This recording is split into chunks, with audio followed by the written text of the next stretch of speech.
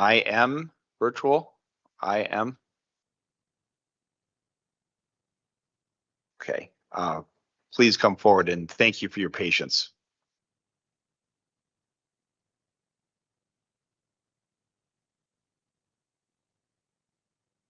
Good evening, and thank you for everybody who has stayed this late. And if I am the last to testify, it might be for a good reason. I've waited almost 20 years for this day. 20 years to be heard, to be witnessed, to change a culture of abuse. I'm here to support age 1399 and 1547. My whole life since I was a child was geared towards community service and advocating, and I was even coined Dr. Doolittle as a child and published twice in the Patriot Ledger before the age of 13. I am now a mother, grandmother, domestic violence survivor, author of 2 books, and a member of the Mass Track Coalition, and I've been passionate about advocating for change since 2005. I can't tell you how long I have waited for these laws to be present.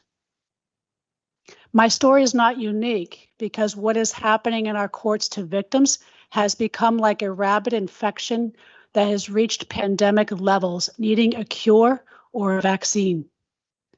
I was taught it was the safest thing to leave my abuser who was coined Clark Rockefeller wannabe to protect my children. I got that restraining order, only to be threatened and bullied for doing so and using coercive tactics to force me to lift the restraining order for financial reasons because he withheld child support and put the house into foreclosure. I was checkmated where my abuser went to court and got ex parte custody by another judge by making up lies that defied all logic based on case history.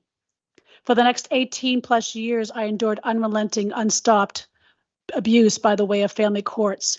He admitted in court, by the way, that he had no intention of ever complying with the court orders. And he also wanted my children to forget the entire maternal family even existed and told my 4-year-old that I was just a surrogate and I was not her biological mother.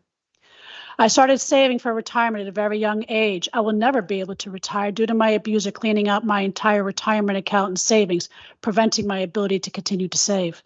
I bought my first house at the age of 19. This year, my home would have been mortgage-free. But he manipulated me to signing over the deed to my house when my daughter was diagnosed with a rare internal birth defect, saying if I didn't do that, I was such a horrible mother. Today, I still teeter on the homelessness as a result. I am healthy and always been healed quick from various things, but now I have chronic illness and an autoimmune condition that has rendered me partially disabled and a traumatic brain injury. There are studies that back up this showing up to $8 million and that it's cost to the taxpayer. But if the injuries like mine that are long-term, the costs are considerably higher. I once owned a successful business where I was within the top 4 of the company and was treated with lavish trips to places like Hawaii and expenses all paid for. But because I hired and trained my abuser somehow, he undercut my contracts in the sense of stealing my business underneath me. To this day, I have continued 18 years. My youngest is 19, going to be 20 this month. And I'm still in litigation abuse. It doesn't end. He hasn't shown up to the last 5 hearings, and I've had to pay my lawyer $4,000 just because he didn't show up. It doesn't end.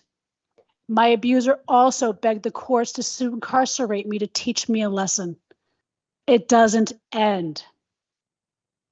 What I'm asking you is to please change the culture. It doesn't just end with me, it ends with our children's, it ends with the gun violence and everything else because it's all connected. And I thank you for your time. I thank you for listening. I know it's late.